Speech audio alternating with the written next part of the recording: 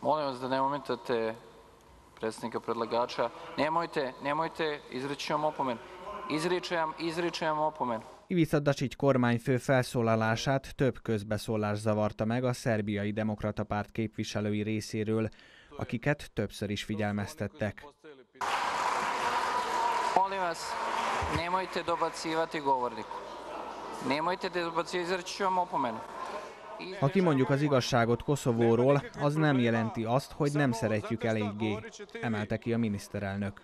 Zato smo pregovarali da stavimo tačku i na prošlost, i na bedu, i na beskonačne poraze. Neko je ovo morao da uradi, da iz ničega dobije nešto.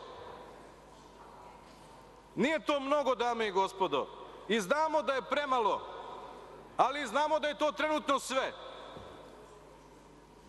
Nemamo mi Kosovo već godinama. Nemamo na njemu ni vojsku, ni policiju, ni naše institucije. A szerb kormányfő azon államok támogatását keresi, amelyek Koszovó elszakadását szorgalmazták, mondta Slobodan Samardžić, a Szerbiai Demokrata Párt képviselője. Ceo svet je za vas danas zapad, a zapad je jedan mali deo sveta, sve manji po uticaju. Mi ne vodimo politiku sukobljavanja sa celim svetom, nego vodimo politiku odbrane nacionalnih interesa protiv država koje ugrožavaju nacionalne interese Srbije. I tu imamo podršku većeg dela sveta. A szerb kormányt akkor támogatják töretlenül, ha az európai utat válassza, mondta Bojan Kostreš, a Vajdasági Szociáldemokrata Liga képviselője.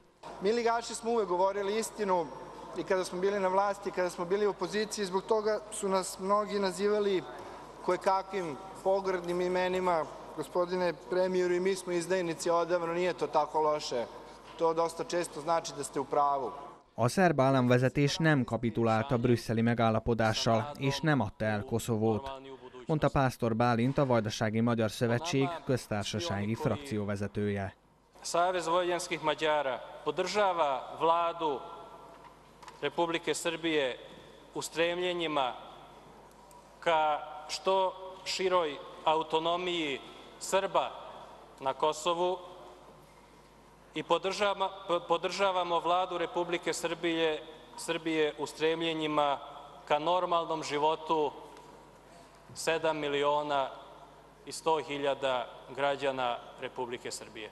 A Vajdasági Magyar Szövetség, a Vajdasági Szociáldemokrata Liga, a Liberális Demokrata Párt, a Szerbia Egyesült Régiói, az Egységes Szerbia, a Szerb Megújhodási Mozgalom, Szerbiai Kereszténydemokrata Párt koalíció, az Együtt Szerbiáért és a Szerbiai Szociáldemokrata Párt a jelentés támogatásáról biztosították a kormányt.